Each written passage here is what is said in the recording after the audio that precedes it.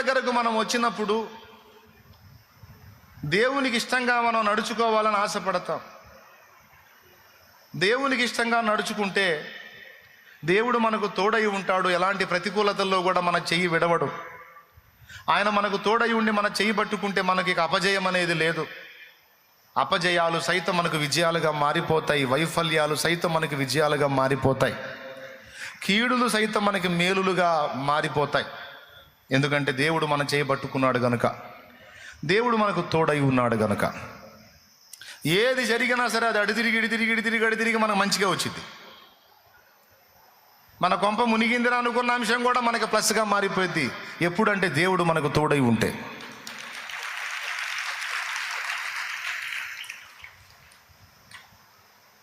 ఎందుకంటే బైబిల్లో భక్తుల జీవితాలు మనకి తెలుసు. బైబిల్లో భక్తుల జీవితాలు మనకు తెలుసు. నానా రకాల శ్రమల్లో గుండా వాళ్ళు నడిపించబడ్డారు. చివరికి వెళ్ళి సింహాసనం ఎక్కారు. ఎవరు ఎన్ని రకాల కీడులు కల్పించినా అవన్నీ తీసుకెళ్ళి వాళ్ళు సింహాసనం ఎక్కడానికి కారణమైనాయి. ఎందుకంటే దేవుడు వారికి తోడై ఉన్నాడు. దేవుడు మనకు కూడా తోడై ఉండాలనేది మన ఆశ. దేవుడు ఎవరికి తోడై ఉంటాడంటే ఎవరు ఆయనకు అనుగుణ్యంగా నడుచుకుంటారో, ఆయన మనసుని తెలుసుకొని నడుచుకుంటారో వారికి దేవుడు తోడై ఉంటాడు. దేవునికి ఇష్టంగా నడుచుకున్న వాళ్ళకి దేవుడు తోడై ఉంటాడు. బ్రదరు ఏమంటావు? రైట్. ఇప్పుడు దేవునికి ఇష్టంగా నడుచుకోవాలంటే అసలు ముందు దేవునికి ఏది ఇష్టమో లేదో తెలుసుకోవాలిగా. ఏమంటావు? ఫస్ట్ మనం దృష్టి పెట్టాల్సింది ఏంటంటే నడవటం కాదు, ముందు ఇష్టం ఏదో తెలుసుకోవాలి. ఈ ఒక్క మాటతో సమాజములోను, సంఘములోను, కుటుంబములోను, దేవుని ఎదుటను, శత్రువు ఎదుటను 5 ప్రదేశములలో మనం నడవటానికి ఈ సూత్రం ఉపయోగపడింది. ఏమిటి అంటే తెలుసుకోవటం. సైతానుగాడిని ఒక ఆట ఆడుకోవాలని ఉందా నీకు? ఆడుకుందువు, కానీ ముందు వాడి గురించి తెలుసుకో. వాడి బలం ఏందో తెలుసుకో, వాడి బలహీనతలు ఏందో తెలుసుకో, వాడు నిన్ను అటాక్ చేసే విధానం ఏందో తెలుసుకో, వాడిని తిరిగి ఎలా తన్నాలో తెలుసుకో. దానికి కొద్దిగా టైం కేటాయించు. శత్రువుని గురించి తెలుసుకున్నప్పుడు వాడిని నడుములు ఇరిగేటట్టు తన్నటం మనకు అర్థమైద్ది. అసలు తెలుసుకోకుండా యుద్ధానికి దిగామనుకో, వాడి నడువులు ఇరగటం కాదు, నీ నడువులు ఇరుగుతాయి. ఎందుకంటే వాడు ఎటు నుంచి వచ్చి ఏ విధంగా దంతాడో నీకు తెలియదుగా. కత్తి తీసుకొని రాని పోయావు. ఇక్కడ పాయింట్ ఏంటంటే యుద్ధములో నీవు గెలుపొందాలంటే ముందు శత్రువుని గురించి తెలుసుకోవాలి. నీకు ఇవ్వబడింది ఏందో తెలుసుకోవాలి, శత్రువుకి ఇవ్వబడింది ఏందో కూడా తెలుసుకోవాలి. తెలుసుకొని నువ్వు నడుచుకున్నప్పుడు గెలుపు నీదవుతుంది. తెలుసుకోకుండా యుద్ధానికి పోతే తన్నులు తింటావు. శత్రువు బలాబలాలు తెలుసుకోవాలి, బలహీనతలు తెలుసుకోవాలి. నువ్వు కోర్టులో వ్యాజ్యానికి పోయినా, ఏమండి కుస్తీ ఫైట్లకు పోయినా, నువ్వు ఏ ఫైటింగ్ చేయడానికి పోయినా, ఏ విధమైన వాదనకు పోయినా అవతలి వాడి బలము బలహీనత తెలుసుకొని నువ్వు అడుగులు వేయాలి. ఈ తెలుసుకొనుట అనేది ఒక కీలకమైన విషయం. 5 ప్రదేశాలు చెప్పాను నేను. 1 దేవుని ఎదుట, 2 శత్రువు ఎదుట, 3 సంఘం ఎదుట, 4 సమాజం ఎదుట, 5 కుటుంబము ఎదుట. ఇంట్రెస్ట్ ఉంటే టప్పి రాసుకో, మళ్ళీ చెబుతా. 1 దేవుని ఎదుట, 2 శత్రువు ఎదుట, 3 సంఘం ఎదుట, 4 సమాజం ఎదుట, 5 కుటుంబం ఎదుట.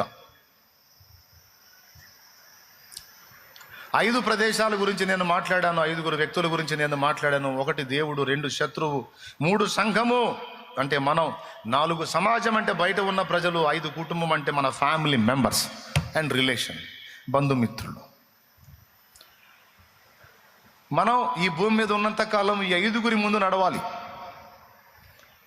ఈ 5 ముందు మనం నడవాలి. అసలు వీళ్ళెవరితో నాకు సంబంధం లేదంటే అడవిలోకి పోవాలి. అడవిలో పోయినా 2 ఉంటారు, దేవుడు ఉంటాడు, సైతాను ఉంటాడు. అడవిలో కూడా శత్రువులు ఉంటాయి, పాములు, జంతువులు అవి కూడా ఉంటాయి. ఇక్కడ ఈ సమాజం నుంచి బయట పోతే అక్కడ ఒక సమాజం ఉంది అడవిలో, జంతు సమాజం. దాని ముందు ఎలా నడుచుకోవాలో కూడా తెలుసుకొని ఉండాలి. టోటల్గా ఈ భూమి మీద మనం బతికున్నంత వరకు ఈ 5 ఎదుట మనం బ్రతకాల్సి ఉంది అనేది మీకు అర్థమైందని అనుకుంటున్నాను. ఎందుకంటే ఇప్పుడు 3 సార్లు చెప్పాను కాబట్టి. ఒకసారి స్తోత్రం చెప్పండి మీరు. మొట్టమొదట దేవుని దగ్గర. ఇప్పుడు దేవుడు మనకు తోడై ఉంటే వరుస విజయాలే అని చెప్పాను, అపజయాలు కూడా విజయాలుగా మారతాయి అని చెప్పాను. ఒకడు మనల్ని పడద్రోద్దామని తోసినా కూడా అది మనం పోయి సింహాసనం మీద కూర్చోడానికి కారణమైద్ది అని చెప్పాను. బైబిల్ గ్రంథంలో మీకు ఎన్నోసార్లు చెప్పాను, మళ్ళీ ఒకసారి గుర్తు చేస్తాను. యెహోవా యోసేపునకు తోడై ఉండెను అని ఉంది. యోసేపుని అన్నలు అమ్మేశారు. సంతలో పశువులాగా బంధించబడిన వాడై ఐగుప్తు మధ్యలో సంతలో పశువును అమ్మినట్టు యోసేపును అమ్మారు. సొంత అన్నలు ఇష్మాయిలీలకు అమ్మితే వాళ్ళు పోయి యోసేపును ఐగుప్తులో అమ్మారు. 2 సార్లు అమ్మబడ్డాడు యోసేపు. స్తోత్రం చెప్పండి. ఎందుకు అమ్మబడ్డందుక కాదు, మీకు ఏకాగ్రత రావటానికి.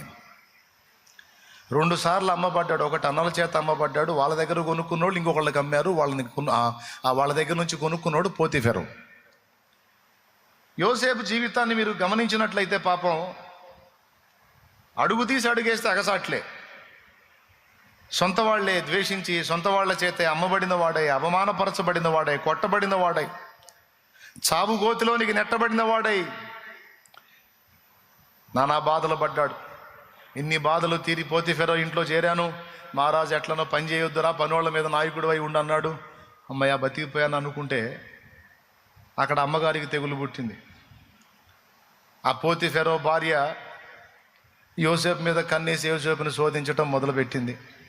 అన్ని బాధలు పోయి కాస్త ప్రశాంతంగా ఉందన్నట్టు ఈ సైతాంతు తయారైంది నా ప్రాణానికి. నా వెంటబడింది, అమ్మా నువ్వు నాకు తల్లి లాంటిదని, నా జోలికి రావద్దని మొత్తుకుంటున్నాడు. ఆయన వదిలిపెట్టట్లా. పలుమార్లు విసిగిస్తూ వచ్చింది, లోబడలేదు. చివరికి ఒకరోజు ఎవ్వరూ లేని టైంలో సింగిల్గా చిక్కాడు. అన్ని డోర్లు క్లోజ్ చేసి పడేసి, రాయ్ మర్యాదగా నేను చెప్పినట్టు వింటావా, లేకపోతే నీ మీద నెపము నింద వేసి నిన్ను జైలు పాలు చేయమంటావా అని బెదిరించింది. నా మాట విన్నావంటే స్వర్గ సుఖాలు, వినలేదంటే నీకు నరకమే గతి, జాగ్రత్త అంటే అవసరమైతే నేను ఏ బాధ అయినా పడతా కానీ నన్ను నమ్మి ఇంటి మొత్తాన్ని అప్పచెప్పాడు యజమానుడు నిన్ను తప్ప, కాబట్టి నేను ఆయనకు ద్రోహం చేయలేను, నా దేవుని ఎదుట ఇట్టి పాతకం నేను కట్టుకోను అని ఆమె పలికింది. ఆమె ఎదుట ఆయన పలికాడు. ఫలితంగా ఆమె అతని మీద నింద మోపింది. ఆ నింద ఏమిటంటే అతడు నన్ను బలాత్కారం చేయబోయాడు అని. దాని ఫలితంగా ఆయన జైలు పాలయ్యాడు. ఈ రకంగా పాపం ఎక్కడికి పోయినా ఏదో ఒక సమస్య. కానీ దేవుని వాక్యం పదే పదే చెప్తూ వచ్చింది, యెహోవా యోసేపునకు తోడై ఉండెను, యెహోవా యోసేపునకు తోడై ఉండెను. శోధన ఒకదాని వెంట ఒకటి వస్తూ ఉన్నాయి, కానీ దేవుడు తోడై ఉండి ఆ శోధనను తనకు ప్లస్గా మారుస్తున్నాడు. అది ఇక్కడ గొప్ప విషయం. శ్రమ ఒకదాని వెంట ఒకటి వస్తుందన్నా, శ్రమ వస్తుంది, కానీ దేవుడు తోడై ఉండి ఆ శ్రమని ప్లస్గా మారుస్తున్నాడు. ఒకసారి పక్కన వాళ్ళ ముఖాలు చూడండి, చేతులు కలపండి, ఒకసారి వందనాలు చెప్పండి. దేవుడు మనకు తోడై ఉంటే జరిగే మేలది. ఓకేనా? రైట్. ఇప్పుడు దేవుడు ఆ విధంగా తోడై ఉండి మన వైఫల్యాలు కూడా మనకు విజయాలుగా మార్చాలి అని అందరికీ ఆశ ఉంది. నా అగసాట్లు కూడా దేవుడు అలాగే దీవెనకరంగా మారితే బాగుండన్నయ్యా అని మీరు అనుకుంటారని నాకు తెలుసు. తప్పకుండా మారుస్తాడు. దానికి ముందు దేవుడు నీకు తోడై ఉండాలి. దేవుడు నీకు తోడై ఉండాలంటే నువ్వు దేవుని ఎదుట నడుచుకునే విషయంలో ఆయన మనసు తెలుసుకొని నడవటాన్ని సాధన చేయాలి.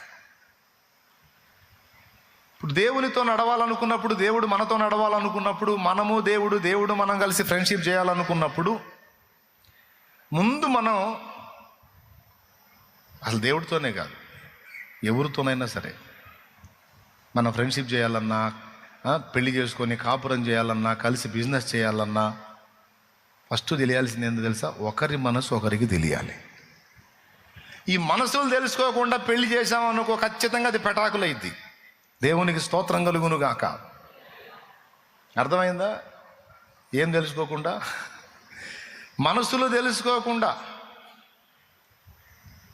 సెంటిమెంట్లతో భయపెట్టి నువ్వు చేసుకోకపోతే నేను చేస్తా, నేను బతుకుతానంటే అమ్మాయి మనసు కఠినం చేసుకుంటుంది కానీ కాపురం చేయదు. ఎందుకంటే బలవంతం పెట్టి చేశారు. మనసులోనేమో పర్సన్ లేడు. ఇంకేం చేసేది, నా వల్ల కాదురా బాబు నేను కాపురం చేయను అంటది. పొరపాటున ఏదన్నా లోపొచ్చుకుందామని చూసినా ఆ చెంబులు చేటలు తీసుకొని కొడతా ఉంటుంది. దేవునికి స్తోత్రం. హల్లెలూయా. ఏమండి, ఇక ఒక 2-3 ఏళ్ళు తన్నులు, దీనికి ఎన్నాళ్ళు తన్నులు తింటాడు, నాకు వద్దు మా ఈ భార్య, నాకు వద్దు నాన్న ఈ భార్య అంట. మనస్సులు తెలుసుకోకపోతే కాపురం సజావుగా సాగదు. చాలామంది కోర్టులకు ఎక్కి విడాకులు తీసుకుపోయేటప్పుడు జడ్జి గారు అడుగుతాడు, ఏమమ్మా ఎందుకు విడిపోవాలనుకుంటున్నావు అంటే ఆమె చెప్పింది, 5 ఏళ్ళైంది ఈ దరిద్రుడిని పెళ్లి చేసుకుని, ఇంతవరకు నాకు అర్థం కాలేదు జడ్జి గారు. ఏమయ్యా ఎందుకు నీ భార్య నుంచి విడిపోవాలనుకుంటున్నావు అంటే 7 ఏళ్ళైంది ఈ దరిద్రపు దాన్ని చేసుకొని, ఇంతవరకు దాని మైండ్ నాకు అర్థం కాల, దానికి ఏమి ఇష్టమో అర్థం కావట్లా, ఏది నచ్చదో అర్థం కావట్లా, ఆమె మనసు ఏందో నాకు తెలియచావాలి. అందుకే కాపురం నరకప్రాయంగా మారింది సార్. పనికాడు ఉన్నప్పుడు, వ్యాపారం దగ్గర ఉన్నప్పుడు, ఉద్యోగం ఉన్నప్పుడు హాయిగా ఉంది, ఇంటికి వస్తే నరకం చూపిస్తుంది. ఎక్కువ శాతం నేను రోడ్ల మీదే తిరిగాను, ఇంక తిరగలేను సార్, నా వల్ల కాదు. హోటల్ ఫుడ్ తిని తిని నాకు గ్యాస్ ట్రబుల్ కూడా వచ్చింది.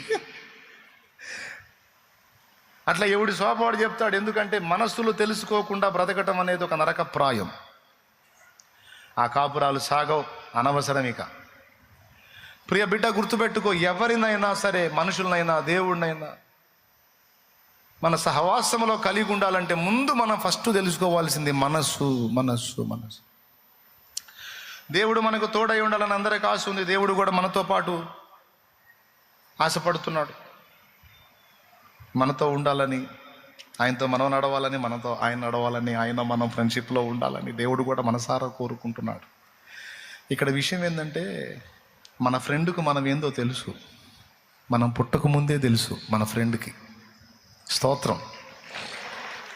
ఎవరు మన ఫ్రెండ్? మనం అసలు అమ్మ కడుపులో పడకముందే తెలుసు మన మెంటాలిటీ ఏందో.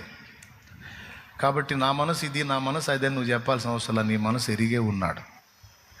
అయితే ఇప్పుడు వచ్చిన చిక్కు ఏంటంటే, ఆయన మనసు మనకు తెలియదు. అందుకే ఆయన మనస్సును మనకు తెలియజేసే అద్భుతమైన లేఖయే పరిశుద్ధ గ్రంథము.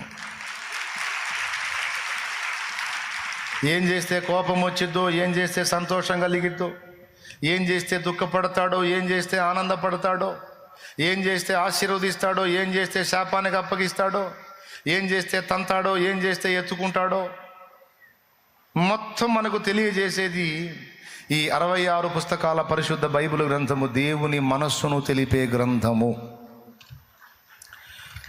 దేవునికి స్తోత్రం. ఏమండి, మనం ఏం చేస్తాం తెలుసా?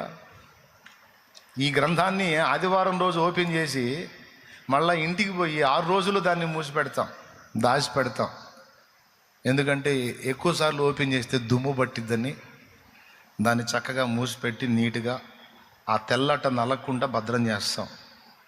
పరిశుద్ధ గ్రంథం నాది ఎన్ని సంవత్సరాలు వాడినా సరే తెల్లగానే ఉంటుంది. వాడి సత్తే కదూ, దేవునికి స్తోత్రం కలుగును గాక.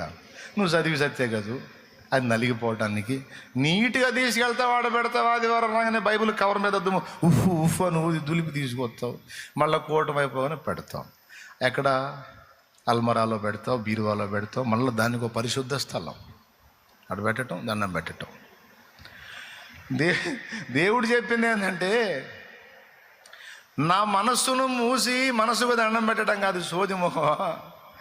అదిగో ఆ పుస్తకం తెరిచినప్పుడు నా మనసు ఓపెన్ అవుతుంది, నా మనసులో ఉన్న సంగతులు నీకు తెలుస్తాయి.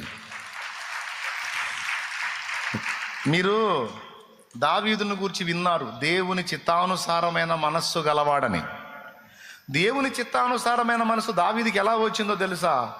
దావీదు యెహోవా ధర్మశాస్త్రమునందు ఆనందించుచు దీవారాత్రము దాన్ని ధ్యానించేవాడు.